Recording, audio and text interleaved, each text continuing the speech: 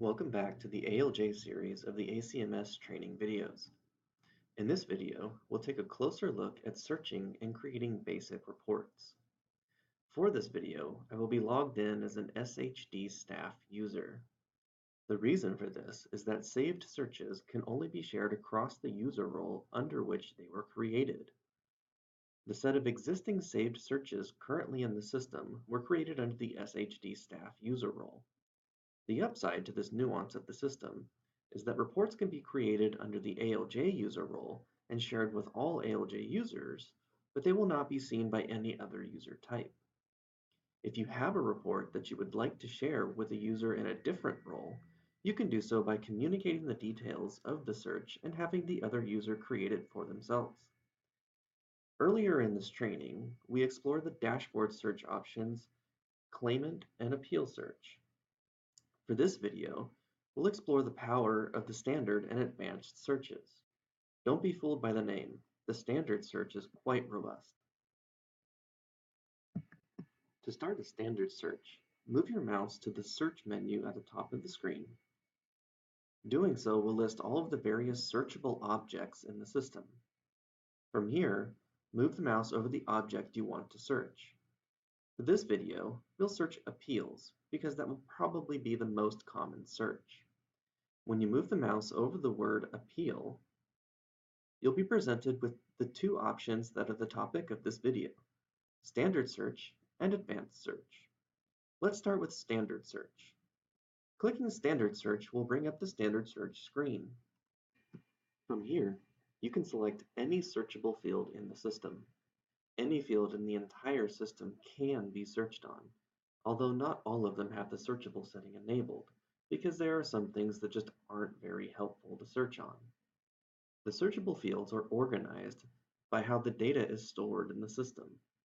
Each field has an operator, which allows you to search for exactly your search criteria, anything similar to your search criteria, or even a range of criteria. The appeals section will contain most of the basic information about appeals. Things like filing date, case number, claimant name, responsible agency, and others can be found here. The next section, contacts, is probably less useful for the most part. This will allow you to search on additional beneficiaries and things like that. The section after that is decisions. The decision section will let you search on decision parameters such as decision outcome, decision release date, and issue codes.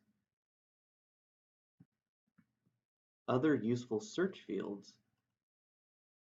are the administrative law judge on the hearing,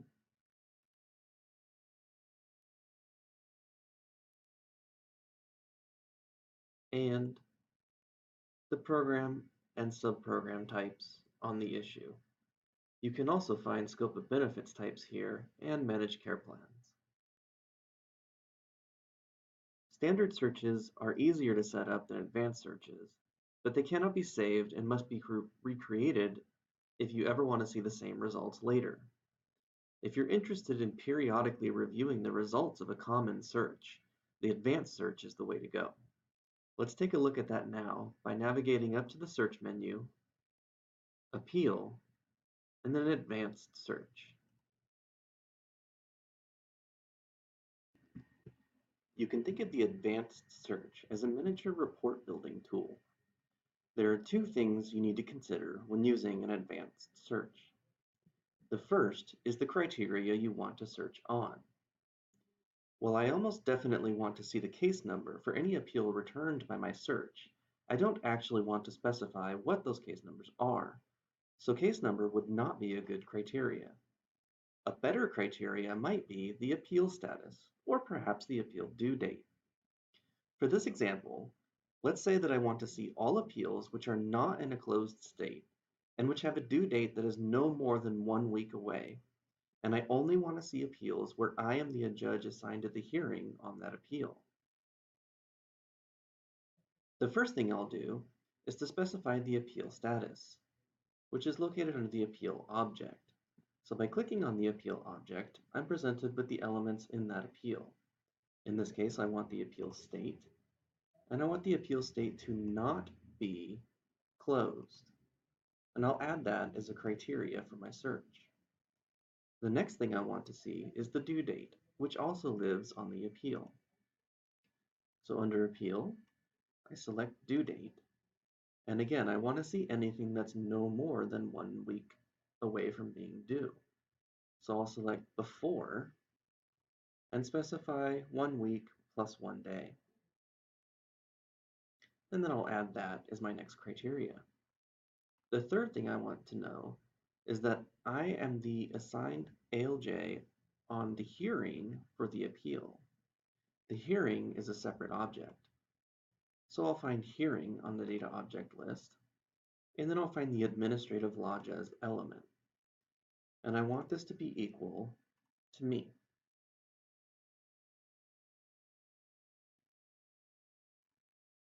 And then I will add that as my third criteria. Now, any search results returned by this search will meet all of these criteria, but these aren't the only things that I want to see. To add other columns that will be visible, but don't have any impact on what's returned, I'll go to the Columns tab. Useful information might include the case number, the claimant's first and last name, perhaps the responsible agency, and maybe the issues that are on the appeal. The issues are also stored under a separate object. So I'll click here on the Issues object, and then I'll say Add Program and Subprogram. So this includes everything that I want to see on my report, but it's a little bit out of order. If you look at this from the report standpoint, things at the top of the list will be displayed on the left, and things at the bottom will be displayed on the right. So probably the first thing I want to see could be the case number. So I can click on the up buttons to move these up and down. From there, I will do the claimant's first and last name, then the responsible agency, then the administrative law judge, which is me, then the due date, the program, and the subprogram. While the administrative law judge is a criteria, I already know that everything in that column is going to be me, so I don't actually have to display this.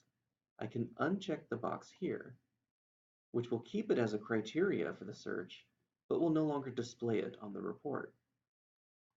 Also, I would like these organized by case number, so I can specify that I want to sort by case number in a descending way.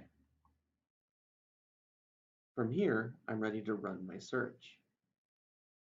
I can do so by clicking the Search button. This is the results of my search, arranged by case number.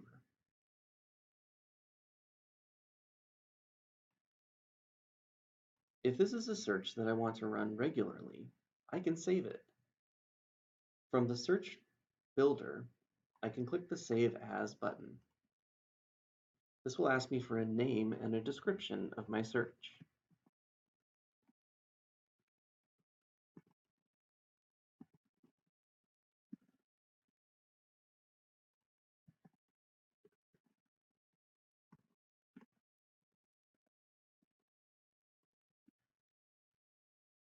Once you've entered those, click Save. This search will now show up under the Search menu under My Saved Searches. From here, I can export my search results to an Excel or Word format. If this was a report I wanted to share with another person, I could do so by clicking on the Edit Report button and then selecting the shared permissions.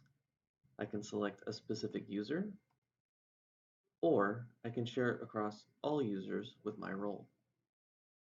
This advanced search functionality can be very helpful for keeping track of your work. Anything that you don't see displayed on a queue, but you might want to keep track of, you can do so via an advanced search. And remember, anything that we find that it's regularly used, we can always create a new queue for it.